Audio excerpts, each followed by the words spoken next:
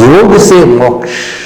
देखिए, योग जो है भारत की कृति है और योग का अर्थ होता है माइंड, बॉडी और सोल को जोड़ना, और तीनों हमारे जीवन के सबसे बड़े कंपोनेंट है। माइंड मतलब मन, मन जो है भूत भविष्य वर्तमान का चिंतन करता है, और उसके बाद के अंदर जो है वह जो 5 इंद्रियों के विषयों को लेकर के वो बुद्धि जो है बहन को देता है।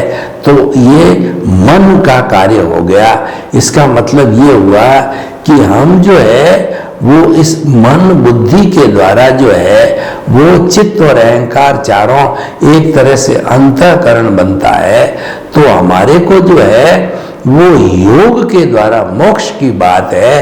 तो मन बुद्धि जो है सुबुद्धि कुबुद्धि होती है। अगर बुद्धि सही दिशा में चलती है तो वो प्रज्ञा से जुड़ करके और हमको मुक्ति की ओर ले जाती है, और कुबुद्धि होती है वो अज्ञा से जुड़ जाती है, शरीर से जुड़ जाती है। अच्छा है, ये खराब है, I like it, I don't like it, आओ इसको ले, इसको नहीं लेना, इस तरीके का वो हमको अलग अलग राग द्वेष कराती है। तो ये सब बुद्धि का काम है। तो जो योग के द्वारा मोक्ष का अर्थ होता है, ये दूसरा और तीसरा कंपोनेंट आत्मा है।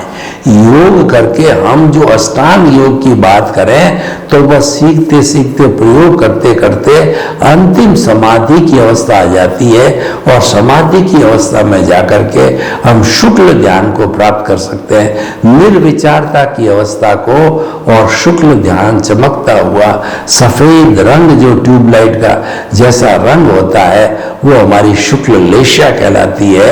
इस तरीके की लेशा पे निर्विचारता की भावना आ जाती है, और हम जो है अवचेतन मन में चले जाते हैं, प्रज्ञा के संसार में चले जाते हैं। वहाँ पर शब्द समाप्त हो जाते हैं, वहाँ पर सत्य का आलोक होता है, सत्य का सूर्य चमकता है। उस आलोक के अंदर हमारे को सब चीज आत्मा से संबंधित चीजें हमको मालूम पड़ती है। तो इसीलिए जो है योग के माध्यम से हम मुक्ति को जा सकते हैं। कि आप देखिए, यम नियम आसन प्राणायाम प्रत्याहार धारणा ध्यान और समाधि। यम का मतलब 5 तरह के महाव्रत, अहिंसा सत्य चौर्य ब्रह्मचर्य और अपरिग्रह। नियम का मतलब 5 तरह के जो इस तरीके से हम योग करते करते मुक्ति को प्राप्त हो सकते हैं।